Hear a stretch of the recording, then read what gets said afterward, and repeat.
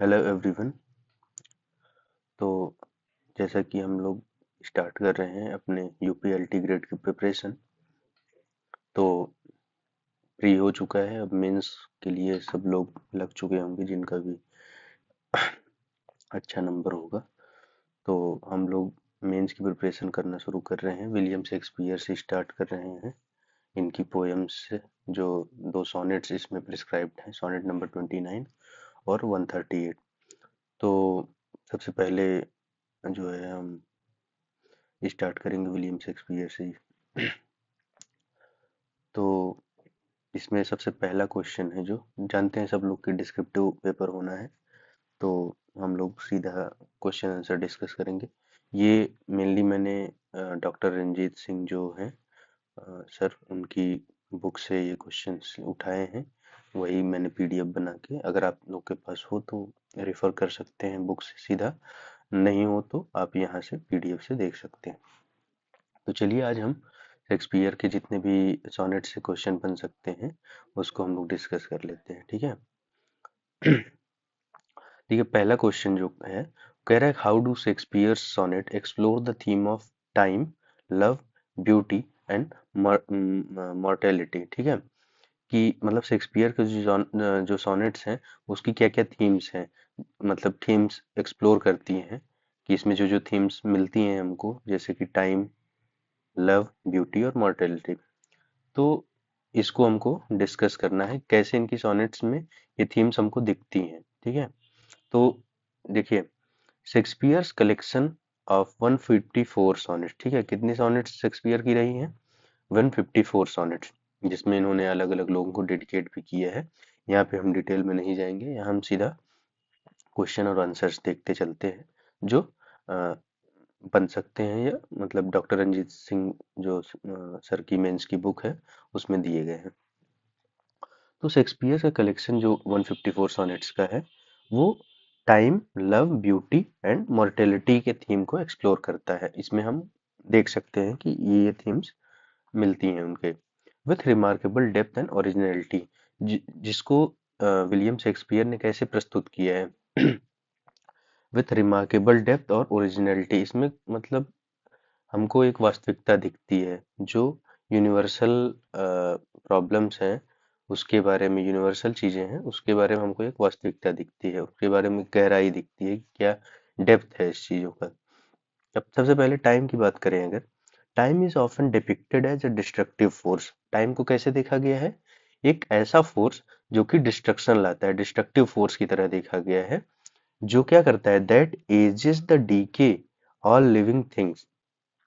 ठीक है, जो क्या करता है, जो मतलब एक ऐसा फोर्स है टाइम, जो हमारी एज को बढ़ाता है, और decay all the living things, यानी जो भी जिंदा चीजें हैं, जिंदा जिसके अंदर जान है, जो भी लिविंग थिंग्स हैं इस हमारे अर्थ पे, उसको डीके करने में टाइम को, मतलब उसको एज ए डिपिक्ट किया गया है, टाइम को लिविंग थिंग्स को डीके करने में, और एज को हमारे बढ़ाने में, या एज हमारी इसमें बढ़ती है।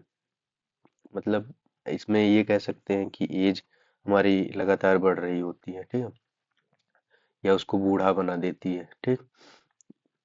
यहाँ देखते हैं, इन द प्रोक्रिएशन सोनेट, जो कि इनकी 1 से लेकर 17 तक की जो सोनेट्स हैं उसको हम लोग टाइटल देते हैं प्रोक्रिएशन सोनेट्स, ठीक है, जब शुरुआती में उन्होंने लिखना शुरू किया था। द पोएट और अर्जेस द फेयर यूथ, तो क्योंकि आप सब जानते हैं कि शुरुआती के सोनेट इन्होंने फेयर यूथ को डेडिकेट की है, यानी हम 1 से लेकर जो 127 तक की सोनेट है उसको हम लोग फेयर यूथ को डेडिकेट करते हैं, मतलब शेक्सपियर ने जो लिखा है।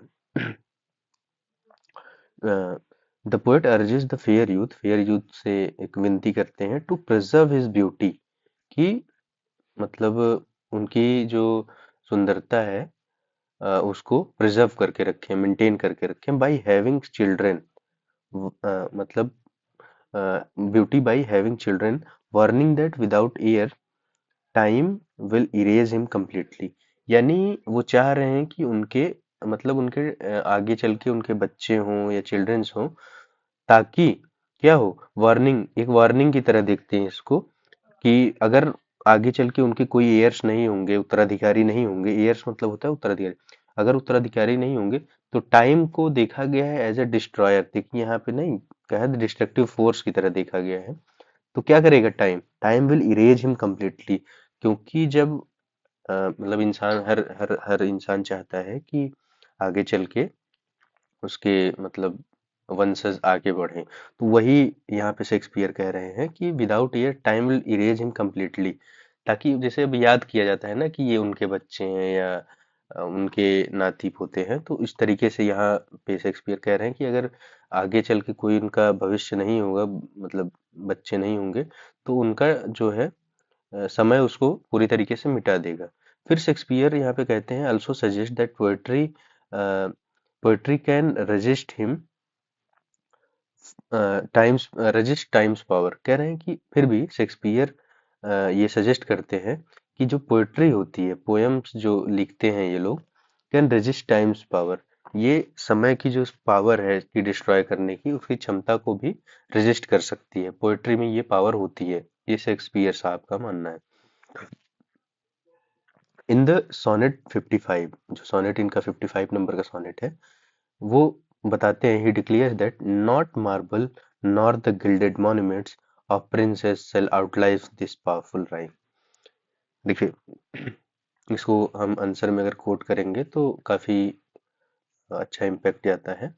तो जैसे इसमें है कि इसका जो मतलब है, नॉट नॉट मार्बल, ना ही ऐसे पत्थर या मूर्ति जो भी होते हैं, नॉर द गिल्डेड मॉन्यूमेंट्स, ऐसे मॉन्यूमेंट्स जो बड़े बड़े भव्य इमारतें बनाई गई हैं, मॉन्यूमेंट्स बनाए गए हैं ऑफ प्रिंसेस, चाहे वो किसी राजा महाराजा राजकुमार की हो, set out shall outlive this powerful rhyme.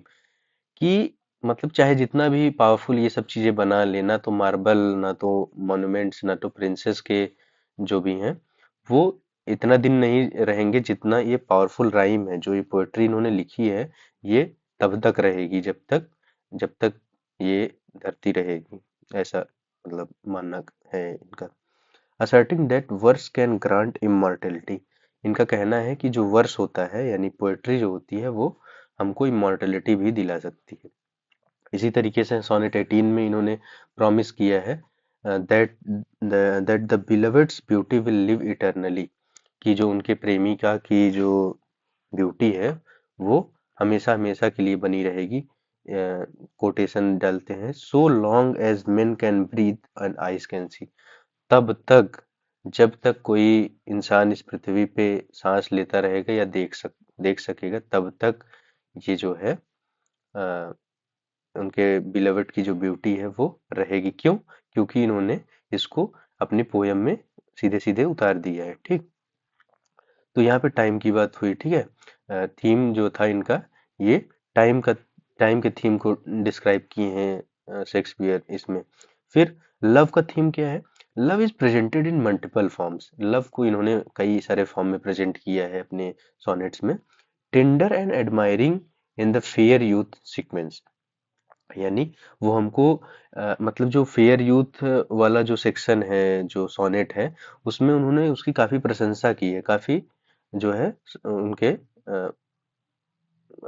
उनके कैरेक्टर्स को लेकर, उनके अबाउट, उनके बारे में काफी एडमायर किया है उनको। बट पैशनेट, लेकिन bitter and contradictory in the dark lady. लेकिन जब डार्क लेडी की बात आती है तो काफी पैशनेट हो जाते हैं, बिटर मतलब काफी बिटरली बोलते हैं वो, कड़वाहट के साथ। कंट्राडिक्टरी और मतलब विरोधाभासी तरीके से बोलते हैं। ऐसा क्यों है? क्योंकि जो in the dark lady sonnet, जब डार्क लेडी सोनेट्स के बारे में ये बताते हैं तो उसमें ये काफी बिटर हो जाते हैं।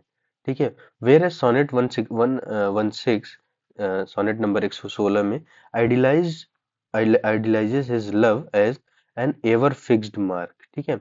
अपने लव को जो है वो आइडियलाइज फॉर्म में देखते हैं। वो बहुत ज्यादा डार्क लेडी के बारे में जो भी लिखे हैं वो काफी बिटरली उसको क्रिटिसाइज किए हैं, कंट्राडिक्टरी मतलब सोनेट्स लिख दिए हैं। तो सोनेट्स सोनेट्स 129, जो सोनेट नंबर 129 है, और 147 reveals it's destructive, obsessive and irrational side. ठीक है, जो डार्क लेडी के ऊपर सोनेट लिए हैं वो, देखिए शुरुआत में इन्होंने बात की है लव के बारे में, जो थीम ऑफ लव है इनका, वो एक तो मल्टीपल फॉर्म में प्रेजेंट किया है। जैसे फेयर यूथ के ऊपर जो लिखे हैं वो कैसा है, वो तो एडमायरिंग है, टेंडर है, ठीक है। लेकिन जो डार्क लेडी के ऊपर इन्होंने सोनेट्स लिखे हैं वो काफी बिटर है, कंट्राडिक्टरी है, बहुत ज्यादा पैशनेट है, ठीक है। अ, और जो सोनेट नंबर 129 और 147 है, वो क्या कर रहा है, इसके destructive, obsessive and irrational side को दिखा रहा है, ठीक है। कि कैसे लव, एक लव को मतलब लव कैसे डिस्ट्रक्टिव हो सकता है किसी के लाइफ में, बहुत ऑब्सेसिव हो सकता है, बहुत ज्यादा ऑब्सेशन होना भी ठीक नहीं है लव में। एंड इरेशनल साइड, उसकी जो अतार्किक साइड है, ठीक है, अतर्कपूर्ण जो साइड है उसको दिखाता है। ब्यूटी, देखिए ब्यूटी का थीम को कैसे सेलिब्रेट किया ना, celebrated throughout, is also mourn for its fleeting nature. ठीक है, कैसे देखा गया है, उसको देखा गया है कि मतलब इनको इन्होंने अपनी पोयम में मतलब या सोनेट में ब्यूटी को मतलब उन्होंने किस तरह से देखा है, फॉर इट्स फ्लीटिंग नेचर, ठीक है।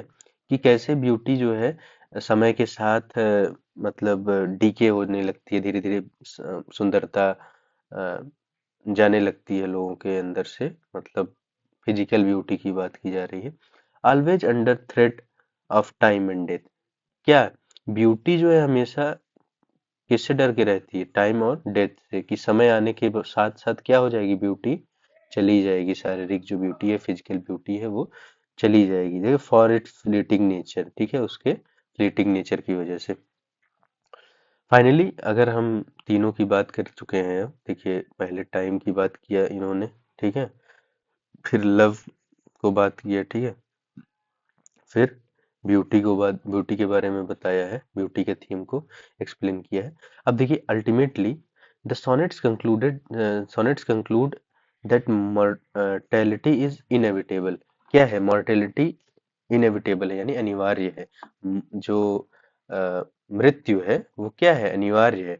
But love and poetry possesses the power to transcend decay. लेकिन जो लव है, पोएट्री है, वो कब तक रहेगी, जब तक सब कुछ खत्म नहीं हो जाता है, तब तक ये अ, मतलब उसमें अमर अमर रहेगी एक तरीके से। Through art Shakespeare triumphs over time, और अपनी इस कला की, मतलब जो लिखने की कला है उनकी सोनेट्स को, या फिर जो भी उन्होंने इतनी बड़ी बड़ी क्रिएशन करके चले गए, ट्रायम्फ्स ओवर टाइम, ये समय को भी मात दे देता है या समय को भी जीत लेता है, ठीक है। तो ये एक क्वेश्चन होता है हमारा समाप्त यहाँ पे विलियम शेक्सपियर के ऊपर। और कहिए तो एक क्वेश्चन और हम डिस्कस कर लेते हैं, फिर उसके बाद हाँ, चलिए ये हम बात कर लेते हैं कि शेक्सपियर को एज अ सोनेटियर देख लेते हैं, ठीक है। इस क्वेश्चन को हम डिस्कस करेंगे अब। देखिए विलियम शेक्सपियर, जो इनका डेट ऑफ बर्थ है 1564 से 16, is not only the greatest play right, मतलब केवल वो बहुत बड़े ड्रामेटिस्ट या प्ले राइट नहीं थे इंग्लिश लैंग्वेज में, लेकिन वो एक ब्रिलियंट सोनेटियर भी थे। आपको याद होगा कि कैसे वो जब अपने लगभग थर्ड फेज में शायद होते हैं, तो ड्रामेटिक करियर के, तो उस टाइम वो सोनेट्स भी क्रिएट लिखने लगते हैं 1590 के बाद, सोनेट्स भी लिखना शुरू कर देते हैं। लेकिन फाइनली इनकी जो सोनेट्स है तो वो 1609 में पब्लिश होती है। चलिए, तो हिज 154 सोनेट्स पब्लिश्ड इन 1609, और इसको थॉमस थॉप ने जो है पब्लिश करवाया था। His 154 sonnets published in 1609 remains some of the finest example in English poetry। ठीक है, ऐसे इन्होंने जो सॉनेट्स लिखे, हालांकि ये पब्लिश नहीं करवाना चाहते थे, इनको बाद में 1609 में थॉमस थॉप ने लेके इसको कलेक्ट करके पब्लिश करवाया। तो ये एक फाइनेस्ट एग्जाम्पल माने जाते हैं इंग्लिश पोएट्री में। अनलाइक अर्लियर पोएट्स, अगर हम अर्लियर पोएट्स की बात करें, जैसे कि पेट्रार्क हो गए, फिलिप सिडनी हो गए, ठीक है, जिन्होंने क्या, who praised a distant and perfect lady, Shakespeare made bold innovation in subject and tone. क्या किए थे इन्होंने, इन्होंने पेट्रार्क और फिलिप सिडनी ने उन्होंने क्या किया था, उन्होंने प्रेज किया किसका, अ डिस्टेंट एंड परफेक्ट लेडी, मतलब उन्होंने जो भी लिखा सब कुछ परफेक्ट ही परफेक्ट दिखाया, मतलब दूर से ही देख के और सब कुछ परफेक्टली दिखाया कि लव का थीम हो चाहे टाइम की थीम हो, सब कुछ इनके उसमें पॉजिटिव ही था। लेकिन Shakespeare made bold innovation in subject and tone. लेकिन जब शेक्सपियर ने सोनेट्स लिखना शुरू किए तो उसमें इन्होंने काफी इनोवेशंस की, अपने सब्जेक्ट्स को लेकर, अपने टोन को लेकर। ये मतलब अलग अलग टोन यूज किए, अलग अलग सब्जेक्ट्स को लेकर लिखे इन्होंने, जैसे कि 1 से लेकर 127 तक इन्होंने फेयर यूथ पे लिखा है, फिर उसके बाद डार्क लेडी के ऊपर लिखा है, फिर Cupid God of love, last 2 sonnets इन्होंने, मतलब ऐसा माना जाता है। तो काफी सारे क्रिटिक्स ने ये बताया भी है। अब देखिए, most of his sonnets follow the English sonnets from 14 line. तो ज्यादातर सॉनेट्स उनकी क्या है, इंग्लिश सॉनेट्स को फॉलो करती हैं। वो मतलब सॉनेट्स आप सभी जानते होंगे कि अ, 2 टाइप्स की होती हैं, पेट्रार्कियल सॉनेट और जो है इंग्लिश सॉनेट। पेट्रार्कियन जो इटालियन सॉनेट होती है उसको पेट्रार्क ने पॉपुलराइज किया, तो उस उनके नाम से जानी गई। और इंग्लिश सॉनेट को शेक्सपियरियन सॉनेट भी कहा जाता है क्योंकि शेक्सपियर ने इसमें ज्यादा इनोवेशंस और जो है मतलब उसमें प्रयोग किए। तो most of his sonnets follow the English sonnets form 14 line. Petrarchan sonnet भी 14 लाइन की होती थी। आयम्बिक पेंटामीटर में लिखते थे ये, ठीक। 3 quatrains with a concluding rhyming couplet, ठीक है। 3 क्वार्टेन उसमें होते थे टोटल, ठीक है। और एक राइमिंग कपलेट होता था, जो कि इसका राइमिंग स्कीम बनता है A B C D E F और जी, जो कि यही होता है कपलेट, ठीक।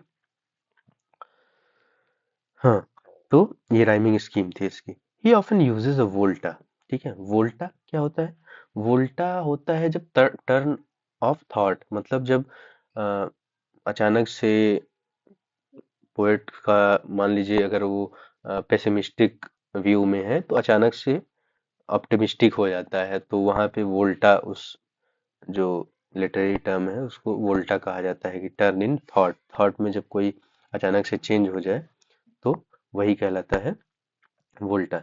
इन द फाइनल कपलेट में वोल्टा देखा जाता है, which gives his poems dramatic power, जो कि उनकी पोएम को क्या देती है, एक ड्रामेटिक पावर देती है, ठीक है। अचानक से चेंज होता है तो, क्योंकि टोन भी चेंज होती है, मूड भी चेंज होता है, तो उस तरीके से।